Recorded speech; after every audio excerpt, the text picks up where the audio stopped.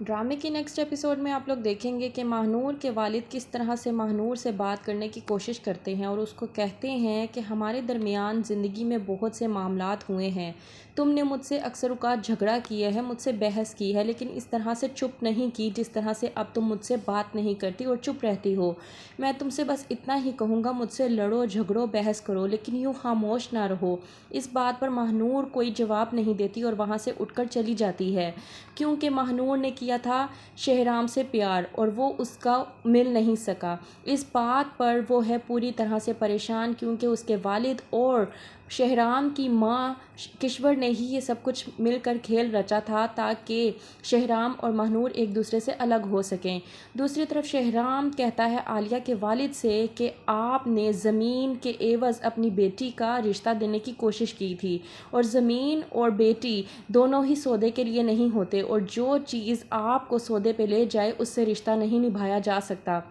وہیں پر عالیہ کے والد عالیہ سے کہتے ہیں کہ تمیز سے بات کرو تبریز سے، یہ تمہارا ہونے والا شوہر ہے۔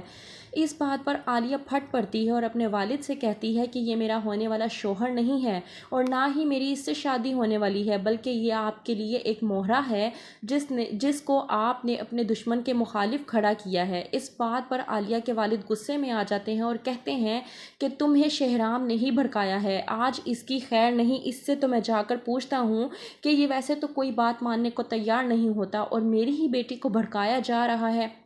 جاتا ہے عالیہ کا والد شہرام کے پاس اور کہتے ہیں کہ تم نے جو کرنا تھا وہ کر دیا، لیکن تم میری بیٹی کو میرے خلاف کیوں بھڑکانے کی کوشش کر رہے ہو؟ وہیں پہ شہرام کہتا ہے کہ میں نے آپ کی بیٹی کو نہیں بھڑکایا، صرف اس کو سچائی بتانے کی کوشش کی ہے کہ کیا سچائی ہے، اور ویسے بھی وہ بہت خوب سے جانتی ہے کہ سچائی آخرکار کیا ہے اور سچائی سے وہ بھی واقف ہے، اور ویسے بھی سچائی چھپنے سے چھپتی نہیں ہے۔ تو بہتر یہ ہے کہ آپ یہ بات کسی اور کو جا کر سمجھائیں، اور میں کوئی سوداگر نہیں ہوں جو رشتوں کو سودے کے عوض بیچتا پھروں۔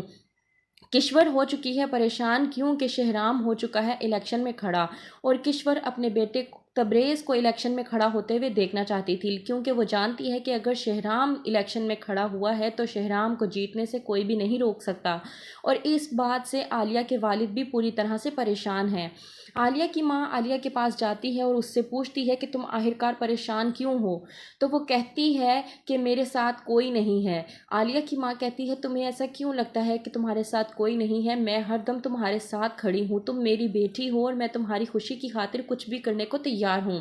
عالیہ اپنی ماں سے کہتی ہے کہ یہ شادی نہیں ہو سکتی، یہ شادی نہیں بلکہ ایک مہرہ ہے، ایک سازش ہے۔ تو کیا ہوگا آگے جاننے کے لیے دیکھتے رہیے ڈرامہ سیریل جانے جہاں۔